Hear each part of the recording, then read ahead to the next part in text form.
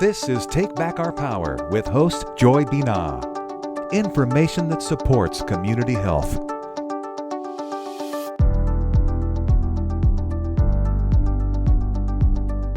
Information empowering you with personal health.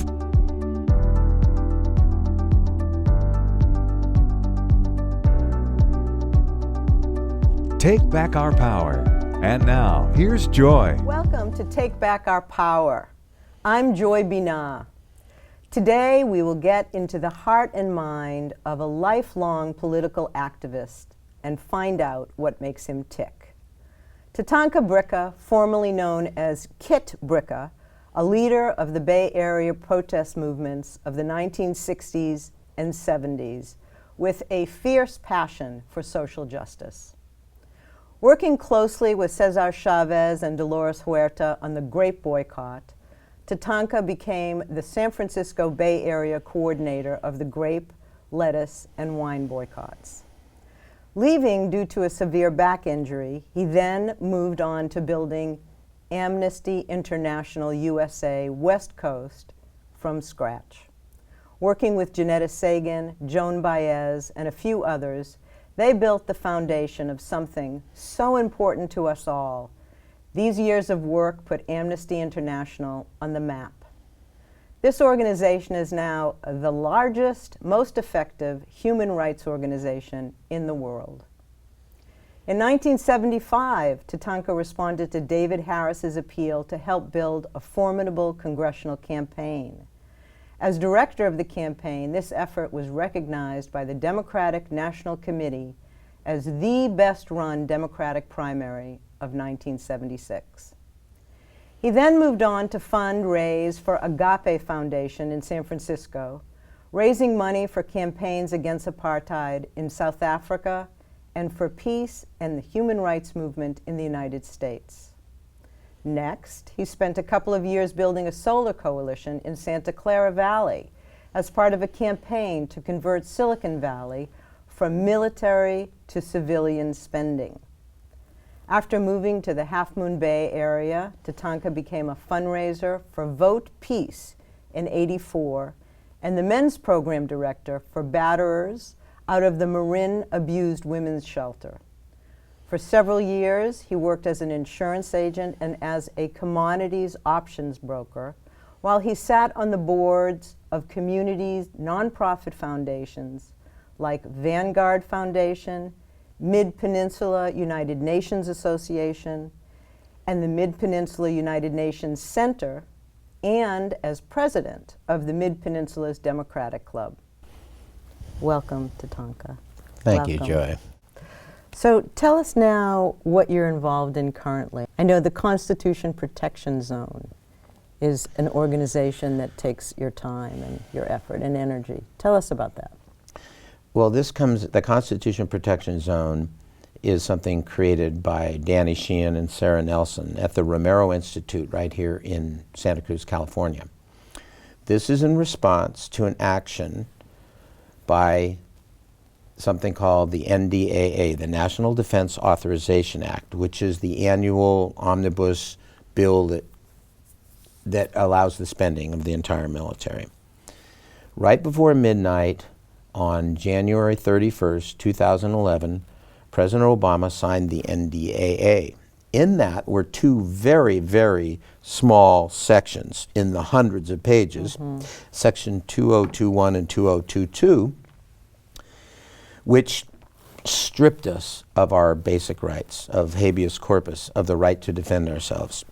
It said that if you are on a list that the federal government has, and to get on this list, you can get on by doing something as innocuous as and vague as a belligerent act, which could be nonviolent protests for the environment against radiation in the Pacific right here. Could be anything. You're on that list. The federal government has the power, and it's legal, to pick you up and kidnap you, torture you, kill you. It's legal. You don't have the right to call your family. You don't have a right to call an attorney. you are in the military justice system, you are like a enemy combatant. You know, the smallest percentage of people who are aware of the National Defense Authorization Act feel that it's about protecting us from terrorism. But as you're saying, who is defining now what a terrorist is? Yes. It could be an animal activist, an environmental activist. In fact, Chris Hedges, a former New York Times reporter, brought suit against the Obama administration, saying that he, as a journalist, just doing his job. You, as a journalist, asking me certain questions on the air could be interpreted as aiding the enemy. Just to ask, what's happening? Yeah. Who are these people? What are they thinking? Could be something that would be suspect, okay? Well, the Superior Court judge who heard this says, when he said, I felt I couldn't do my job as a journalist, this woman turned to the Obama attorneys and said, well, tell him that's not true. Tell him that it wouldn't impede his job. And they said, well, we can't tell you that. It might. And she went, wow, unconstitutional. Went all the way to the Supreme Court. Supreme Court refused to hear it. So it still has the effect of law. This is not created to defend us. This was created to isolate and find those people that challenge the status quo. When you have a definition that is so broad that could include somebody who would simply ask a question of a police officer, which can be considered resisting arrest. And so what the Constitution Protection Zone will do is to say, if you are an employee of the city or county of Santa Cruz, and you hear of the feds coming in, because they most often cooperate with local police, that they're coming down with an order to seize someone, you are duty bound to let your local elected official know. The local police will be instructed to detain the person. They will have a right to call their family. They will have a right to an attorney. And the federal government will have to show probable cause. Isn't that America? Show probable cause of why this person is a threat, not just disappear them. It's very, as far as I'm concerned, non-political, non-controversial, non-Democrat, non-Republican. In fact, the state of California voted unanimously that this is unconstitutional. They just didn't have any teeth to it. Well, this will supply the teeth. So we've had 4,000 signatures. Like, what can people do? They can go online. And maybe in discussing this, you can illustrate how an organization has started by educating and how far it's come. Oh, okay. Yeah. So this is less than 2 years ago. Danny Sheehan, constitutional attorney par excellence. We're so fortunate to have him in our community. Yes, You've had him we on are. your show. Yes, we have. And Sarah Nelson, his partner, amazing organizer. They had this idea, and they drafted something that could be a Constitution Protection Zone, this legislation that we want to pass. They called together people at the Romero Institute, and they said, let's get this word out. And so those few people then did leafleting at the farmers market, talked to their friends, went to churches, went to the labor unions, went to their schools, and started talking with a little sign up. And there's something online where you can go online and in the comfort of your home, take 30 seconds and say, read it, and say, yeah, I agree with that. Type it in. Okay, it's that simple. You either sign on a piece of paper or you sign that. That's how it started. Over 4,000 people have done this. And if you're a part of an organization, ask your organization to support it, because that has clout when we go to the Board of Supervisors or the city, to have community leaders say, I not only represent me, I represent my 500 people in my organization. So we have over 40 organizations that have supported it.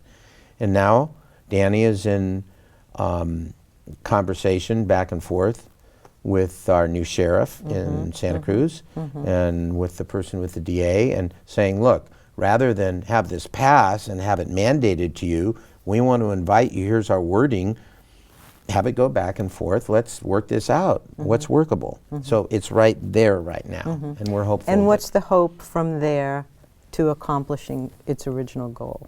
Well, the hope will be that we will go before both the Board of Supervisors and the City Council and have them agree that is in the interest of the citizens of Santa Cruz that we have that the rule of law pervade and that people aren't just picked up off the street without any just cause. And they will say, yes, we're a constitutional protection zone. The city has already voted in favor of the idea. They simply haven't put it into something that's enforceable and would give instruction to any clerk to make a choice and to support the city and to support the Constitution, as opposed to some act by the federal government that's trying to do something that we think is way beyond. Every constitutional attorney says this is unconstitutional. It's way beyond what should be happening. And how can our viewers that are watching this today help support this? Well, they could go online to romeroinstitute.com see the or website .org. right here. Yes. You can go right online, you can see it, and you can see a couple of other things they're doing with the Lakota People Law Project. But you can go right online and look up Constitution Protection Zone and read about it and sign it, and that's how you can start. There's a phone number there. You should, if you're interested, you can call up and say, when's your next gathering? I would like to come down and see what's possible. I might want to spend a little bit more time. That's how it starts. Wonderful. Yeah. And now you're in the process of designing a workshop or a series of classes to inspire people to become more politically active. Yeah. This is, I want to do this with people of all ages, all colors, right here in Santa Cruz. I want to bring together the people I've organized with and bring them down, have them talk about their experiences, and kind of ask questions about their thinking about a global movement for social change. We're all connected globally. We need to act locally. But I think this will be really, I don't want to keep these riches to myself. So I think this is going to start, it'll be a 3 or 4 month course, and it'll start in September. And the Resource Center for Nonviolence is going through some construction now. So I intended to have it there, but by September that will be complete. And I look forward to it. And I want to have the new emerging leaders that were part of our Dance with Dolores Day, the event we had at Inner Light, packed that and had a wonderful event. And we had 18 young people who are really living the same ideals that Dolores continues to live and organize with. And I want to involve them and anybody else who may be interested.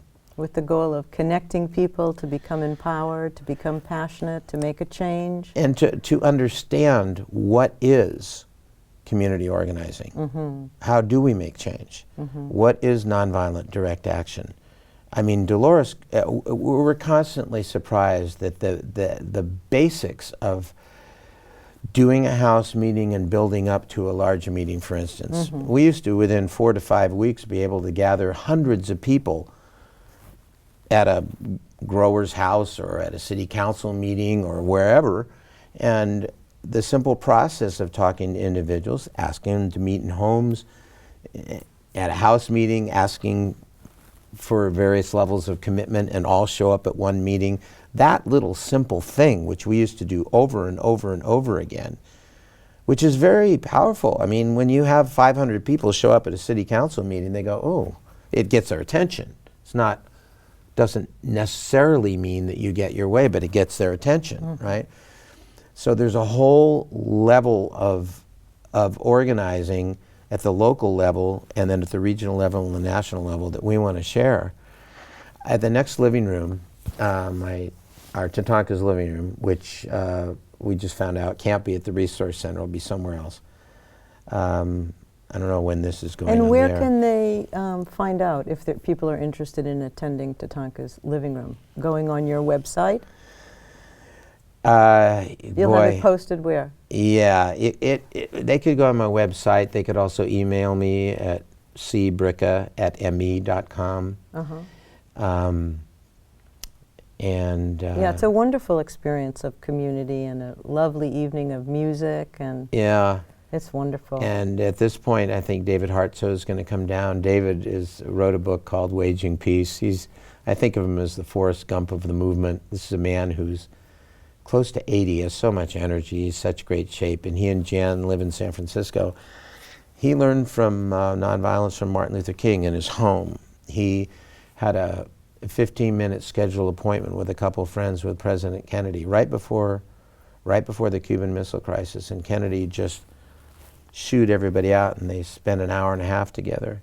And he had the temerity as a young man to urge him to be friends with Khrushchev, and the two of you might be able to prevent World War III.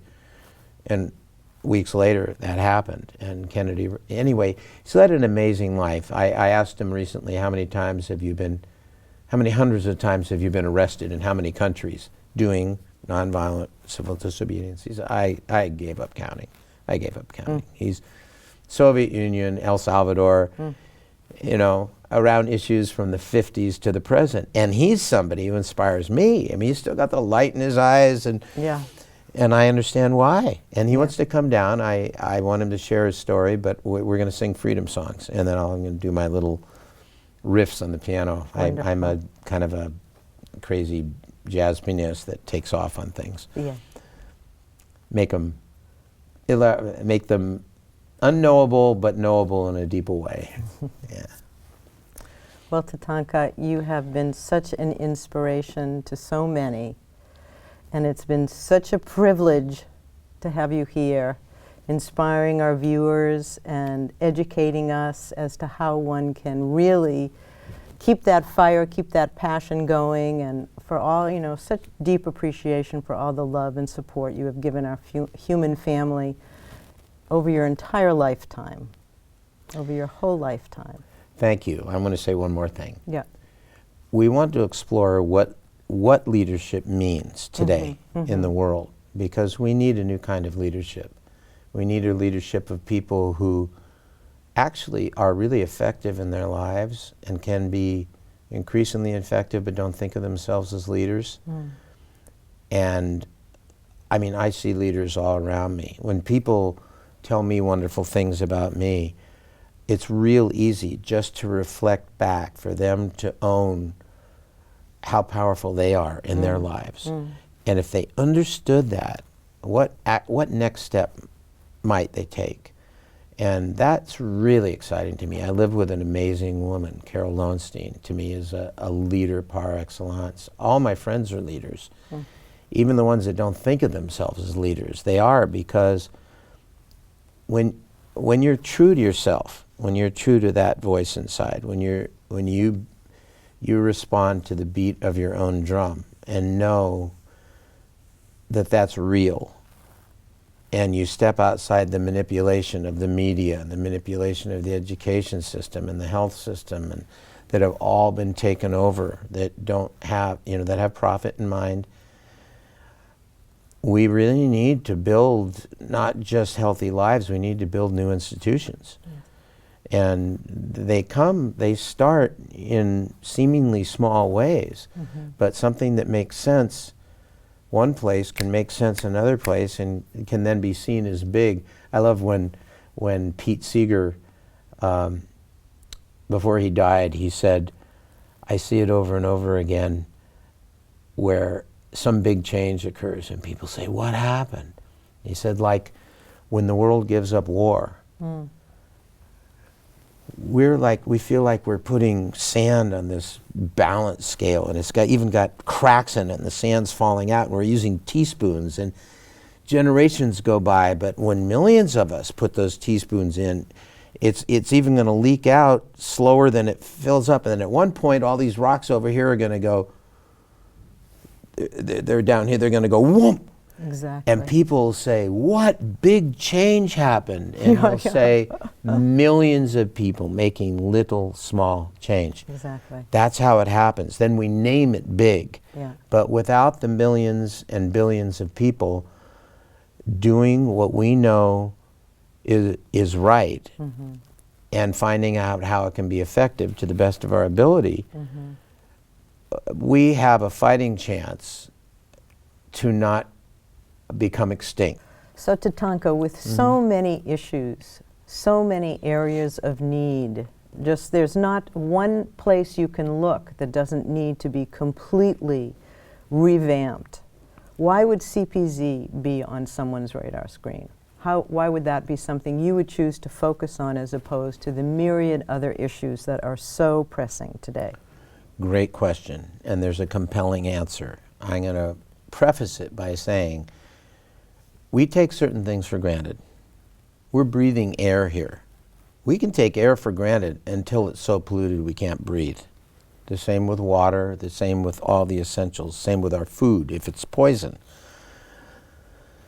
We don't often think about, quote, free speech. We often don't think about what allows us to have a conversation right now in a studio that goes out to people. When you don't have it is when you think about it. So there's a lot of issues I'm really committed to. You know, workers' rights, women's rights, Black Lives Matter, climate change, etc. They all presuppose the ability to communicate and organize for their cause. We don't even think about it.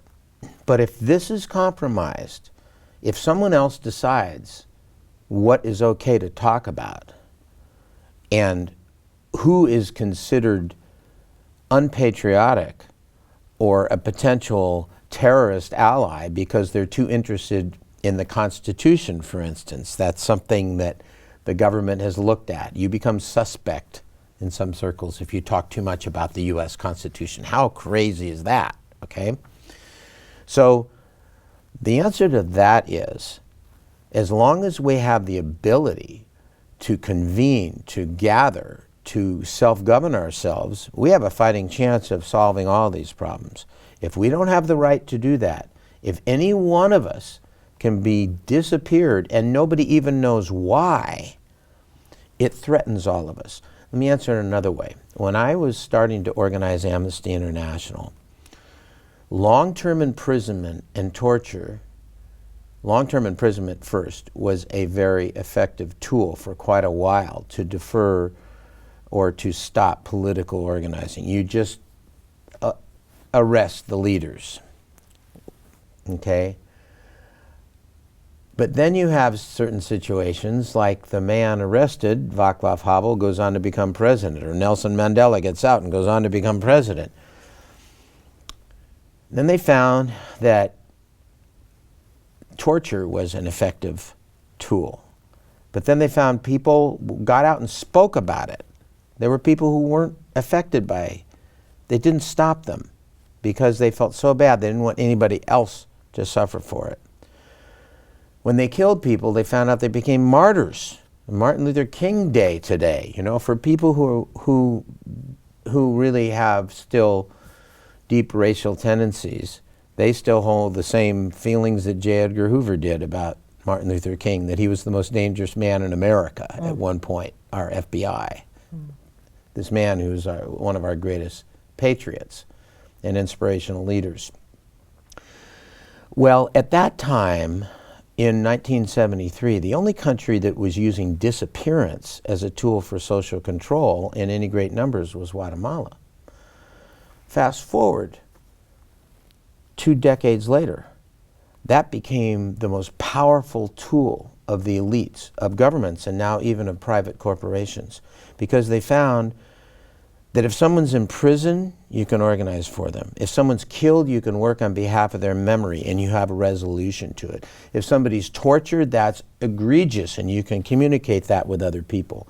When people are disappeared, there's kind of a, you want to believe they're alive, but you don't know if they're dead. It's disabling, it's shocking, it's immobilizing. They know that. They know that. That's why a very small group of people has inserted that as legal. The thing that was legal for Hitler is now legal for us, because they know how disabling disappearance can be. So for all these reasons, the fact that we need to be able to communicate and the fact that we don't want to set any precedent at any level that this can happen in a civil society here. And the fear of it is one more reason to prevent people from becoming active. That's right. That's right. And people say, aren't you afraid? Look, when you realize that if we do nothing, we the problems we have now, you ain't Yeah. seen anything. Janetta Sagan, that woman I talked about who Yes. inspired to create Amnesty, she said at that time, I was going by Kit, not Tatanka. He says, Kit, you know what we're doing here?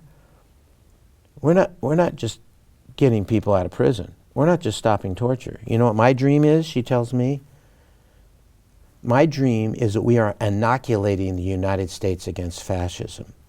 Do you understand that those of us in Italy and Germany, we fashioned ourselves as the most educated, the most advanced, the tops in science, the tops in arts. We were the epitome of civilization. And we became Nazi Germany and fascist Italy overnight. Why?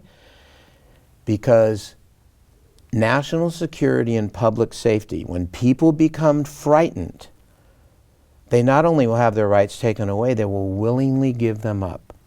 Well, this today in our community is something, now that everyone on this screen knows about it, I think if we don't take action, we're willingly giving it up. Exactly. We're giving away our right to be fully human and to communicate. Mm-hmm. So Very clear. that's our lesson. Very clear. Why Yeah, it's so and we can important, Why act. it needs to be front and center before all others. Because Yes. without it, nothing else can happen. And when the whole community comes together, which is what's happening, Yes. it's not a political issue, it's a constitutional issue. When the whole community comes together, then there is no fear. Everybody's together. Mm-hmm. I mean, I don't, you know, our police chief wants to work it out, you know, our sheriff. Okay, there's no opposition here when it comes to the Constitution if we organize it right, okay? It's only when you have people who are, you know, who are used to bullying and used to having their way and used to wanting to make decisions for all the rest of us. And right now we know that is not in any of our interest, really. So let's act. Exactly. Let's take back our power. Let's take Thank back you, our Joy power. Binah.